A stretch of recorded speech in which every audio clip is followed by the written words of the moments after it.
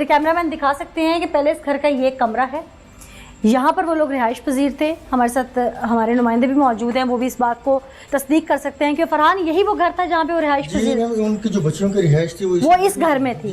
ठीक है, इस घर का ये लिविंग एरिया था सारा, ये एक कमरा था और ये सहन था। अब इस घर में से, क्योंकि ये सरकारी क्वार्टर टाइप बने हुए हैं, तमाम घर ये आसपास एक जैसे हैं और आसपास घर खाली भी हैं, तो कुछ लोगों ने जो घर खाली हैं उनके अंदर से दीवारों में से दरवाजे निकालकर साथ वाले क्वार्टर्स को भी कब्जे में लिया हुआ है। इन्होंने भी कुछ ऐसा ही कर रखा था। मेरे कैमरामैन दिखा सकते हैं कि इसके सहन से दूसरे क्वार्टर के सहन में जाने के लिए इस दरवाजे का इस्तेमाल किया जाता है। ये वो दरवाज़ा है जिसके बारे में उस वक्त कहा जा रहा था कि चाबी नहीं मिल रही और सुबह मेहमान जब आने थे तो पंखा निकालने के लिए फिर इस दरवाजे को, जो इसका जो लॉक है, इसको तोड़ा गया और तोड़कर अंदर जाकर पंखा उठाया गया और फिर पता चला कि यहाँ पर वो 3 मासूम बच्चियाँ बेदर्दी से कत्ल की जा चुकी हैं। वो शख्स, वो उनका भाई, वो उनका साहिबा, उनका मुहाफिज बड़ा भाई, उम्र में इतना बड़ा कि उसने उनको पाल पोस के बड़ा किया, वो यहाँ पर लाता है और उनके साथ जो कुछ करता है वो आगे चल के मेरे कैमरामैन भी आपको दिखाएंगे। ये दरवाज़ा है, ये देख सकते हैं इस वक्त कि इसको भी तोड़ा गया, तोड़कर यहाँ पर पुलिस अंदर आई और ये चूँकि यहाँ पे सारा उन्होंने कबाड़ वगैरह अपना रखा हुआ है, स्टोर के तौर पे इस घर को वो यूज़ करते थे। इस घर में उनकी आम रिहाइश नहीं थी और तमाम लोग, अहले इलाका भी, पुलिस वाले भी पूरे इलाके में ढूंढते रहे। वो भाई साथ मिलकर ढूंढता रहा और किसी को शक नहीं था इस घर में कि यहाँ पर भी उनकी डेड बॉडीज़ हो सकती हैं, क्योंकि ये सुनसान और ख़ाली पड़ा हुआ था। अब आइए, एक अपनी बहन को उसने बेदर्दी से यहाँ पर, क्योंकि स्मेल बहुत ज़्यादा है, यहाँ पर मार दिया। ये देख सकते हैं खून के किस तरह से ये दाग हैं और यहाँ पर वो तड़पती रही जैसे कोई जानवर तड़पता है, क्योंकि वो छुरी इतनी तेज़ नहीं थी, सब्जी काटने वाली थी। उसके बाद यहाँ पर मेरे कैमरामैन पाँव में भी दिखा सकते हैं कि यहाँ पर खून के निशान मौजूद हैं, जो पाँव उसके जूती से के ज़रिए जो निशानात वो बाहर आते गए और यहाँ पर लगते गए। अब ये जगह है, मैं अहले इलाका को भी शामिल करूँगी जो कि उस वक्त मौजूद थे और यहाँ बताएंगे कि कौन सी बच्ची किस जगह पे थी। मेरे कैमरामैन दिखा सकते हैं कि यहाँ पर भी खून किस तरह से जमा हुआ है। बेदर्दी से एक बहन को उसने यहाँ मार कर कत्ल करके फेंक दिया और उसके बाद वो फिर बाहर जाके बैठ गया और फिर इंतज़ार करने लगा कि कब तीसरी उसके हाथ चढ़े। और जब तीसरी बहन, जिसको वो बहाने से यहाँ लेके आया और उसने यहाँ पर लाकर उसको बेदर्दी से मारा, कत्ल किया। और ये जूतियाँ भी उस बच्ची की यहाँ मौजूद हैं, ये दुपट्टा उस बच्ची का यहाँ मौजूद है और ये खून है यहाँ पर, और चीख चीख कर बता रहा है ये खून, ये दुपट्टा खून से लथपथ, ये जूतियाँ, कि वो भाई जो दरिंदगी यहाँ ढाता रहा अपनी बहनों के साथ। अहले इलाका भी मौजूद है, उनसे बात करते हैं। अस्सलाम वालेकुम जी, आप लोग उस दिन यहाँ मौके पे आए थे जी, आप लोगों ने क्या देखा था? किस जगह पे कौन सी बहन थी उसकी? ये किचन है जी जी, इधर सबसे छोटी, इस जगह पे सबसे छोटी थी? सबसे छोटी थी। अच्छा, और दरमियान वाली इधर थी, कमरे के अंदर? हाँ, ठीक है, अंदर दरमियान वाली थी। ठीक है, और सबसे बड़ी बहन जो है वो इधर थी, इस जगह पे मार के फेंका हुआ था। ये जो दुपट्टा है ये दरमियान वाली बहन, दरमियान वाली बहन का? पहले दरमियान वाली को मारा गया। अल्लाह, अच्छा, ये पहले भी क्या इस तरह की सफाकियत ढाता था, घर वालों को मार पीट कुछ करता? कोई सीन नहीं थे इस तरह का। मेरी अपनी बेटी इसके साथ खेलती थी, मेरा अच्छा, साथ वाला घर है, मेरी छोटी सी बेटी है 1.5 साल की। आपको तो यकीन नहीं आया होगा? यकीन, मैं सोच भी नहीं सकते हम इस तरह का। मेरी बेटी इन बेटियों के साथ खेलती थी। आपको क्या लगता है कि उसने ये बर्बरियत क्यों ढाई होगी? कुछ समझ नहीं आ रहा, हम सोच भी नहीं सकते। कभी जायदाद को लेकर लड़ाई हुई है, कभी पैसों को लेकर लड़ाई हुई है? सुनी सुनाई बातें हैं ये। हमें इस तरह का कोई, ना कभी झगड़ा हुआ इनके घर में इस तरह का, ना कभी इस तरह की कोई बात नहीं हुई। कभी कोई बात? रात को बच्चियों गुम होने की सूरत में मेरे घर आए हैं कि बच्चियां नहीं मिल रही। मैंने कहा अच्छा चलो ढूंढते हैं, सारे इधर देखते रहे।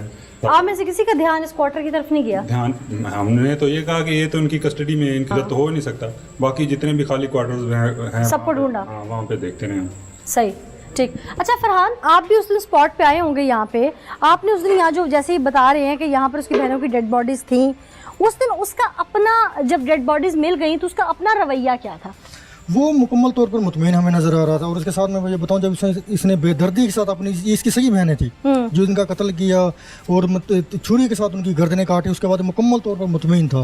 और इसने पुलिस को भी इसने इतला दी थी कि मेरी बहनें गुम हुई, उसे आप तलाश करें। तब तक इस पे शक नहीं जा रहा था किसी का? किसी को भी शक आप लोग भी आए, आप लोगों का भी शक नहीं गया? नहीं, बिल्कुल हमारा भी शक नहीं किया, क्योंकि सारों के सामना भी यही कर रहा था, मीडिया से भी यही बातचीत कर रहा था। अच्छा, और मुकम्मल तौर पर मुतमईन लगता था कि ऐसा लगता था कि तो हो ही नहीं सकता। ठीक। इसकी बॉडी लैंग्वेज को देख के आप लोगों को तो कोई शक नहीं हुआ? पूरी रात मैं साथ फिरता रहा हूँ, और एक बिल्कुल दफा भी फील नहीं हुआ कि इसने ये सब कुछ किया।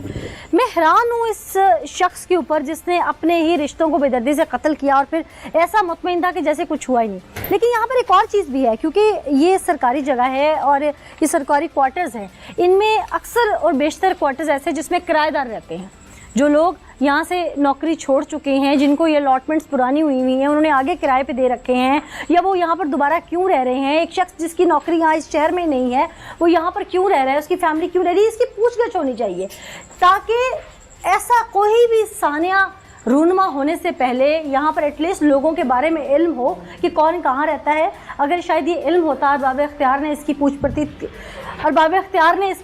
इसकी पूछगिछ की होती तो ये सब ना होता। ये भी एक बड़ा फैक्टर है इस तरह के क्राइम्स को रोकने के लिए। मैं जब वो खून में लथपथ जूते देख के आ रही हूँ, जब मैंने वो दुपट्टा देखा, जैसे वो लथपथ फर्श देखा, यकीन मानिए मेरे रोंगटे खड़े हो गए। लेकिन ऐसा दरिंदा था कि उसने जब ये सब कुछ किया, उसकी बहनें तड़पी होंगी, उसके आगे हसरत भरी निगाहों से देखा होगा, शायद आंख से आंसू भी निकले होंगे, लेकिन उसे तरस ना आया।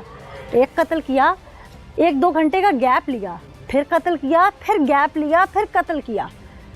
अगर दिमाग पर कत्ल सवार भी हो ना, तो एक कत्ल करने के बाद इंसान के असाब जो हैं वो ख़त्म हो जाते हैं, शल हो जाते हैं।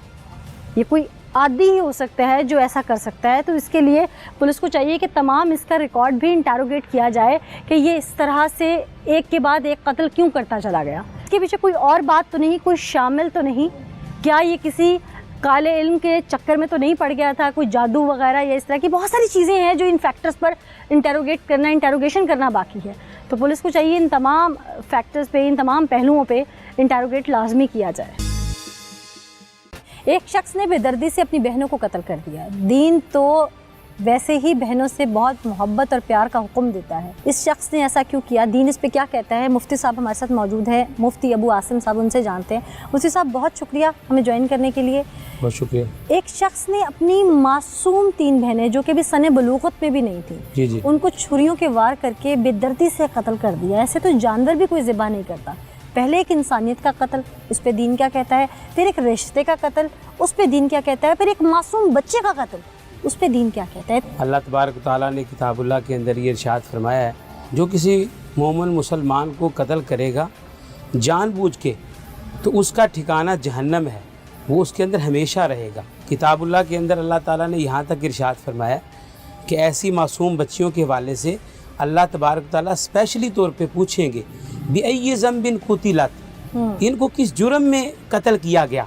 और क़यामत वाले दिन ऐसा आदमी जो इस तरह का जुर्म करने वाला है, उसने एक जान को नहीं कत्ल किया, उसने पूरी इंसानियत को कत्ल किया है, बगैर किसी गुनाह के, बगैर किसी फसाद के। जो किसी मुसलमान को कत्ल करेगा फ़कान्नमा क़तल अन्नास जमीया, गोया कि उसने सारी इंसानियत को कत्ल कर दी। तो ये बहुत बड़ा जुर्म है। ये एक भाई ने बहन को कत्ल किया है, तो डर गई होंगी बहनें देखने वाली। तो एक भाई जो होता है वो अपनी बहन के लिए मुहाफिज होता है। तो ये जो है वो आज के दौर के अंदर ये जो शैतानी हथकंडे चल रहे हैं, जिससे मुतासर हो के इस तरह के नौजवान जो है इस तरह के इक़दाम के ऊपर आ गए कि जो मुहाफिज थे आज वो कातिल बन गए हैं।